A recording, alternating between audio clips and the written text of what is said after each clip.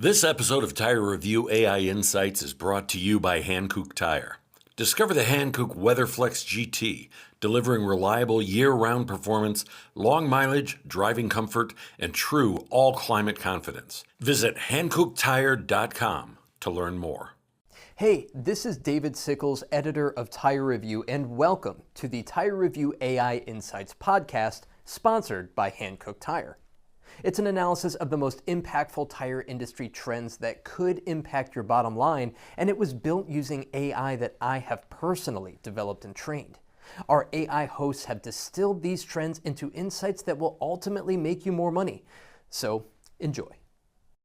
Welcome to the deep dive. Glad to be here. Today we're digging into some really potent source material. We've got a whole stack of editorial coverage, even some draft reports coming straight out of Tire Review. Right. And our goal here is pretty simple. We want to pull out the key strategic intel that you, the independent tire dealer, can actually use. We're looking for the roadmap, basically. What impacts your inventory, your pricing, and maybe most importantly, those conversations at the sales counter. Exactly. And before we really jump in, we have to thank Hankook Tire for sponsoring this deep dive.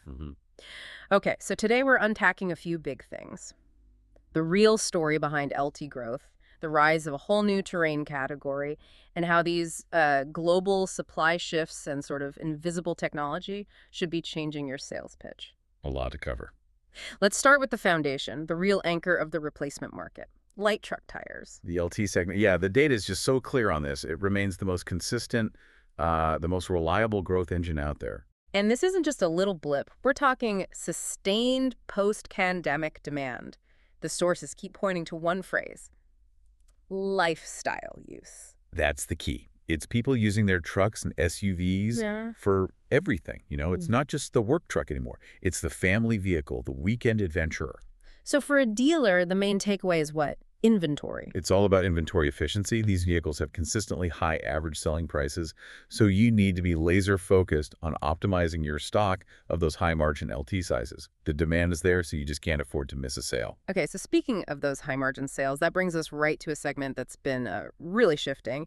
The rugged terrain tire, the RT. Oh, absolutely. The RT is moving so fast from just being a small niche product to something genuinely mainstream. And what's interesting is how the editorial framework defines its space. It's the perfect bridge. You get that aggressive off-road look that customers want, especially for lifted vehicles, but you still get the practical on-road manners of a standard all-terrain. So it's not quite an MT, not quite an AT. It's that perfect sweet spot right in the middle. Okay, but why should a dealer really care about defining that space? What's the bottom line?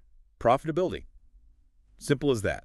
The research shows customers are actually trading up from a standard AT tire to an RT. And the margins are better.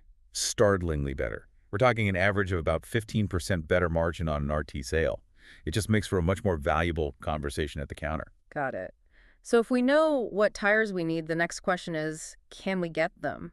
Let's talk about the global supply picture. Yeah, the Tire Review reports on manufacturing are really important here. They stress that the production decisions being made today globally are going to directly shape your availability tomorrow. And we're seeing shifts in where that production is happening. Big time. There are reports of major capital investments moving away from traditional hubs and, toward places like Southeast Asia and Mexico. Which for a dealer means? It means your lead times for certain Tier 2 light truck lines could change, and maybe change dramatically. You don't need to panic, but you actually have to monitor it. And that means imports are a necessary part of the strategy now. They have to be. They fill crucial demand gaps. But it's a double-edged sword, right?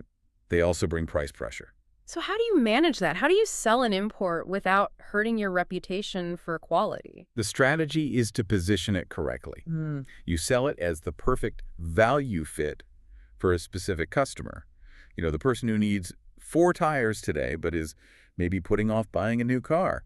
You have to be transparent and build that trust. Let's shift gears to innovation. Tire tech is getting less visible, but way more important. Totally. It's the quiet stuff. Embedded sensors, new durability compound. It's all things you can't physically see on the tire. Which is a huge sales challenge. It's maybe the biggest training challenge out there. You have to shift the conversation away from just looking at the tread blocks and toward things you can quantify. So instead of pointing at the tread, you say what? You translate the benefit. When an OE trend comes to the replacement market, you say, This new tech adds 15% to the tire's high-speed durability, which means better safety and performance for your fleet. You have to sell the result, not the hidden feature. Okay, so let's wrap this deep dive up. It feels like 4 pillars are really shaping this next selling cycle. LT dominance, the rise of the RT segment, smart import management, and learning how to translate that invisible tech. exactly. You know, that makes me think of something. We've talked about how RT tires require this very clear aesthetic differentiation, right? Right. And at the same time, technology is becoming functionally hidden. So here's a thought for you to mull over. How drastically does that combination specialized looks and invisible features change the fundamental sales training you need behind your counter today?